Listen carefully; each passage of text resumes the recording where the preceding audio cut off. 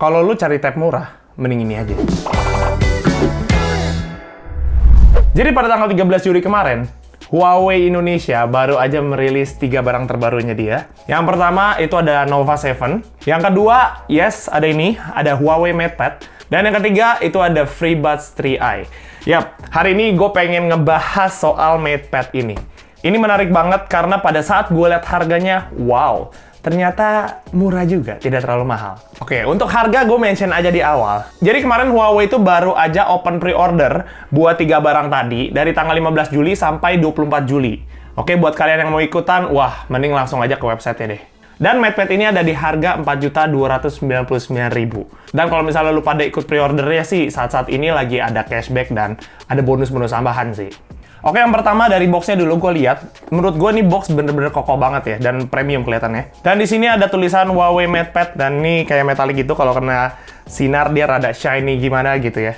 Oke, kita lihat beberapa keterangannya. Yes, di sini dia tulis explore it on app gallery. Yap, dia udah punya app gallery sendiri, bro. Karena kemarin kan baru nggak boleh kan pakai Google kan? Ya, dia bikin sendiri, bos. Santai. Di sini ada keterangannya 10,4 inch, oke, besarnya. Ini Huawei MatePad modelnya ini, warnanya adalah midnight gray ya, dan cuman keluar satu warna anyway. Untuk ROM-nya, dia ada 64 GB dan RAM-nya 4 GB. Yes, alright, dan di dalamnya kita lihat. Yap, yang pertama kita dapat kabel chargernya. Oke, ini kapasitasnya adalah 5 volt dan 2 ampere ya. Tapi untuk maksimal charge-nya, dia bisa sampai 18 watt anyway. Jadi kalian mungkin harus beli kepalanya lagi kalau kalian mau sampai 18 watt. Nah, kita dapat SIM card ejector, oke, normal aja dari belakang. Oke, kita dapat kabel USB-C-nya. Di sini juga terdapat manual book, oke, dan warranty card. Dan yang terakhir dia dapat konektor untuk jack-nya. So, bisa dipastikan MatePad ini tidak punya audio jack. Oke, so kita langsung aja ke MatePad. MatePad. Ya, dari warna kita bisa lihat ini adalah midnight gray dan memang warna satu-satunya. Jujur untuk warnanya, ini gue suka banget. Warnanya soft banget. Dan untuk bahan, dia solid banget cuy. Serius, ini kagak murahan bener bahannya. Dan enaknya karena ini nggak glossy, jadinya sidik jari kita nggak gampang kelihatan ya. Kalau misalnya kita banyak pencet-pencet gini. Dan ini menarik banget. Di sini ada keterangannya, sound by Harman Kardon. Jadi untuk 4 speaker yang ada di atas dan di bawah, total dia ada 4 speaker, itu semua dari Harman Kardon. Kita akan dengar suaranya. Wow, itu luar biasa. Dan untuk beratnya dia ada di 450 gram. Oke, kita langsung lanjut ke port-portnya. Oke, port-portnya di sini, di kanannya itu, oke, kita posisinya seperti ini ya. Oke, di kanan itu ada volume up dan volume down. Di atas itu ada tombol power dan ada 2 speaker. Di kiri sini dia ada tray untuk SD card. Dan ini bisa sampai 512 GB. Wow, luar biasa sekali, boy. Di bawah, dia ada 2 speaker. Dan yang terakhir, ini adalah port untuk USB-C. Dan memang bener dia nggak ada port untuk audio jack. So, kita akan masuk ke spesifikasi. Ini menarik. Pasti kita pertama mikir, lu beli tab 4 juta, pasti spesifikasinya iya biasa-biasa aja. Enggak, bro. Serius gue ngomong. Karena dia udah pakai Kirin 810. Dan anyway, Kirin 810 ini baru pertama kali nih masuk di Indonesia. Dan fabrikasinya dia udah 7 nanometer. So, itu udah kecil banget. Untuk RAM seperti yang tadi gue udah bahas, dia udah ada di 4 GB. MIUI dia ada di 10.1 dan Android 10. Sebenarnya ini sih sama aja kayak handphone-handphone biasa. Cuman memang bedanya, dia tidak punya Play Store. Karena ya kita tahu lah ya, kasus dari Huawei. But anyway, gue tadi kan sempat bahas soal App Gallery. Di depan, yang tadi di box ini dia ada tulisan App Gallery. Sekarang dia udah punya App Gallery sendiri, Huawei App Gallery. Dan gue akan bahas di sini untuk App Gallery-nya Huawei. Jujur, gue pada saat coba App Gallery-nya memang masih banyak banget aplikasi yang belum ada. Tapi Huawei udah punya alternatifnya, yaitu adalah Petal Search. Oke, untuk beberapa aplikasi yang nggak ada, kita bisa cari di sini, cuy. Sebenarnya jatuhnya ini sebenarnya third party. Cuman Huawei mempermudah aja usernya untuk cari. Apapun yang nggak ada, kita bisa download di sini. Bahkan PUBG kan nggak ada tuh. Gue download tuh dari sini, cuy. Dan itu it works. Gampang banget, jadi nggak perlu ribet. Jadi menurut gue untuk download apps segala macam udah nggak perlu khawatir lagi. Dan gue yakin mungkin setahun ke depan app galerinya udah makin penuh, coy. Oke, kita lanjut lagi ke speknya ya. Untuk spek, baterainya ini gila banget. Pantesan gini ya, pada saat gue cobain kemarin, sampai hari ini gitu ya, ini mungkin udah berjalan 4 harian, dan gue belum cas sama sekali, cuy. Oke, di pertama gue fullin dan sekarang gue belum cas dan ini masih ada 34%. Cuman memang ya namanya baterai gede pasti ngecasnya lama, bos. Oke, apalagi kalau kita ngecas pakai kabel bawaannya dari si Huawei. Itu tadi cuma 10 watt. Dan kalau misalnya kita ngecas pakai itu, si Huawei sih tulis 3,8 jam baru full. Oke, tapi dan sekarang gue mungkin akan ngebahas untuk soal fitur ya. Fitur yang kemarin dia bilang itu adalah mikrofonnya. Dia mengklaim dia ada 4 mikrofon. Dan dia bilang untuk mikrofonnya ada fitur pengurangan bising ya. Jadi kalau misalnya kita di tempat bising dan kita teleponan atau mungkin kita call, zoom, segala macam, itu kita bisa ngomong dengan lebih clear. Oke, kita coba aja langsung. Ya, ini gue lagi cobain mikrofon dari MadPad. Gimana menurut kalian dari segi suaranya? Dan kalian bisa lihat sendiri, ini gue lagi di jalan raya. Apakah suaranya masih tetap bagus walaupun lagi cukup bising kayak gini? Boleh tulis di kolom komen, cuy. Dan ini yang menarik banget, yang gue akan bahas yaitu dari speakernya Harman Kardon. Jujur gue puas banget dengan speakernya. Walaupun gue sebenarnya juga punya speaker Bluetooth di rumah gitu ya. Cuman gue sangat nggak apa-apa nonton pakai ini gitu, nggak usah pakai speaker tambahan. Ini lu dengar sendiri di cuy suaranya.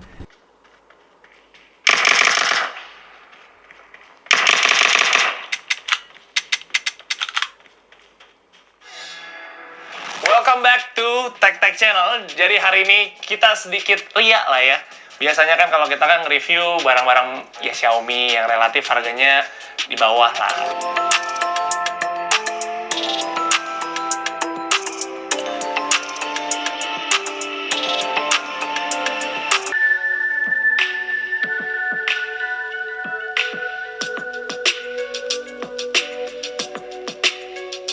Kalian main MadPad ini juga untuk nge-browsing atau main game yang membutuhkan sinyal yang stabil.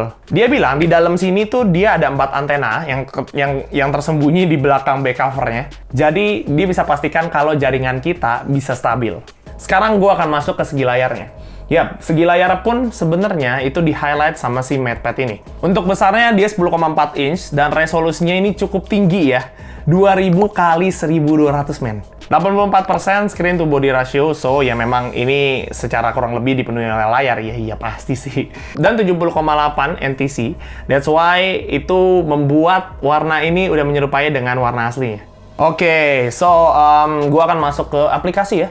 Aplikasi di sini, ada aplikasi bawaan yang ini menarik banget sebenarnya. Yap, ini ada folder bawaan dari dia, itu namanya adalah stylus, oke? Dan ya, ini udah pasti kita harus konekin dengan penselnya ya. Sayang banget cuman penselnya tidak termasuk di dalam sini. Jadi kita harus beli lagi. Oke, ini gue pengen bahas nih mungkin buat kalian yang punya anak ya dan anak kalian mungkin sering mainin pet tab kalian. Ini dia ada aplikasi yang namanya adalah Kids Corner. Gue nggak pernah lihat aplikasi ini di tab manapun ya. Oke, jadi di aplikasi ini ada suaranya, maaf. Suaranya soft banget. Oke, jadi di aplikasi ini khusus. Jadi intinya kalau anak-anak mau main tab kalian, dia cuman ada di mode ini doang nih. Kita lihat dia yang pertama, ini ada perekam suara, ya mungkin anak-anak buat ngerekam suara. Mungkin dia bisa nyanyi juga ya. Oke, bisa di play juga. Dan di sini kamera, mungkin anak-anak itu mau foto-foto. Cuman memang kameranya di sini dia ada frame-nya ya, lucunya ya. Tuh, misalnya, ya untuk kamera, dan di sini ada multimedianya. Oke, ini multimedianya sih sebenarnya untuk tempat menyimpannya ya, kayak misalnya tadi perekam suara, kamera, dan ini dia buat ngegambar sih. Nah, ini yang bikin unik sebenarnya. Nah, ini tuh dia bisa setting banyak hal gitu ya. Jadi mungkin buat anak-anak bisa lebih aman. Dia bisa ngatur tuh pengelolaan waktunya pun dia bisa atur mau berapa lama, atur berapa jam, atau mungkin kita bisa bilang tanpa batas juga bisa. Untuk aplikasinya pun kita bisa pilih ya. Misalnya yang bisa mau apa aja nih, Tokopedia. Tuh anak bisa apa Tokopedia ya. Oke, ya. Jadi kita bisa atur nih aplikasi apa aja yang mau dimasukin ke dalam sini, gitu kan? Kayak misalnya nih PUBG gue masukin nih ya kan, anak itu mungkin mau main PUBG, jadi tapi dia nggak bisa buka-buka yang lain. Dan kalau misalnya kita mau gonta-ganti settingannya, ini sangat diperlukan untuk passwordnya. Ini passwordnya gue bikin simpel aja 1111 sebenarnya. Dia bisa ngelola konten dan di sini ada pengaturan sistem. Menurut gue ini aplikasi sangat brilian gitu ya. Karena memang zaman-zaman sekarang anak-anak semua mainnya udah tab semua, Pak. Gitu kan? Dan kita juga kadang nggak bisa kontrol anak itu main apa. That's why dengan aplikasi ini, anak-anak udah nggak bisa lagi tuh buka-buka yang lain, ya kan? Kalau misalnya kita nggak mau sediain Instagram atau YouTube di sini, ya udah, biarin aja. Dia cuma main apa yang ada di sini. Untuk ngaturnya pun anak itu nggak bisa, karena passwordnya cuma orang tua yang tahu. Dan bahkan, untuk kalau misalnya dia mau keluar gitu ya, dia mau keluar, dia harus ada passwordnya, cuy. Jadi dia nggak bisa keluar sembarangan. Untuk di layarnya, dia tuh punya mode e-book. Oke, mungkin kalian yang suka baca buku, di tab segala macam, kalian bisa pakai mode ini untuk kalian baca yang lama segala macam. Itu nggak akan membuat mata kalian gampang sakit. Menurut gue ini juga keren banget, dia sampai memikirkan hal yang seperti itu.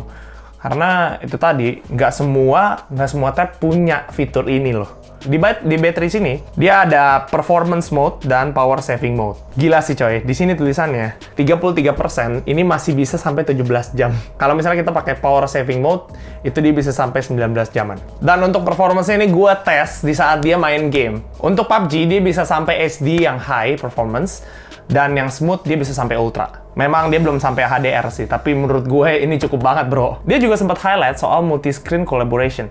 Cuma memang gue nggak bisa cobain itu karena gue nggak punya device Huawei yang lain, sayang banget.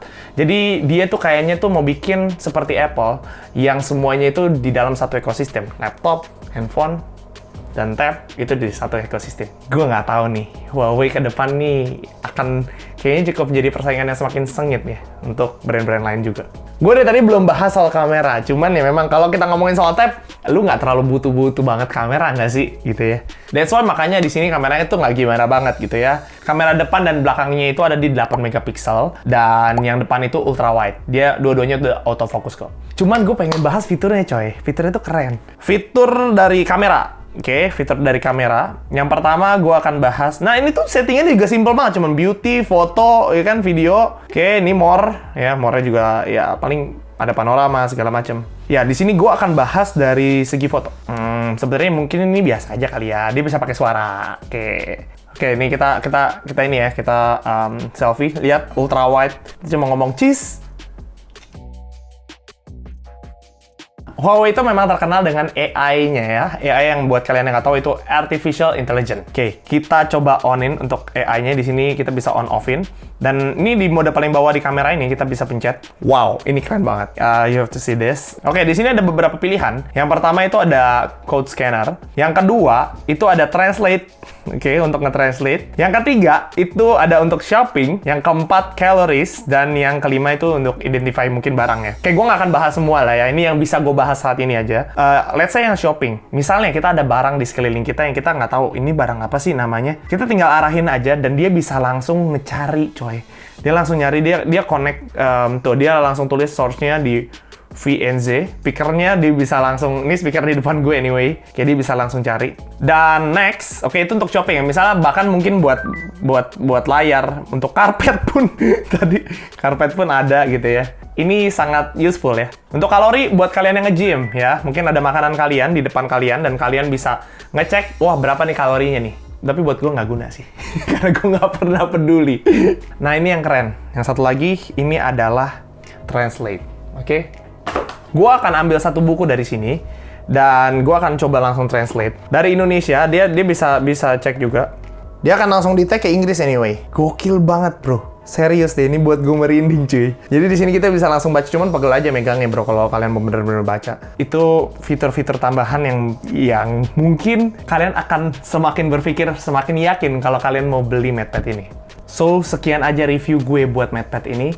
Semoga informasi yang gue bagikan itu juga bisa membantu kalian untuk mempertimbangkan untuk kalian beli atau tidak. Atau mungkin kalian ada yang cuma pengen nikmatin aja videonya. Semoga kalian suka dengan video ini, semoga kalian suka dengan cara gue menjelaskan. Kalau misalnya ada kritikan, ada yang kurang dari penjelasan gue, boleh banget tulis di kolom komen apa sih yang kurang gitu ya, buat masukan gue juga ke depannya. Thank you banget loh udah nontonin video ini dari awal sampai habis, dan kalau kalian suka dengan cara review gue, kalian boleh banget di subscribe cuy. Dan kalau misalnya kalian mau dapetin MatePad ini, linknya gue udah taruh di description. Thank you so much sekali lagi. See you in the next video guys. Bye.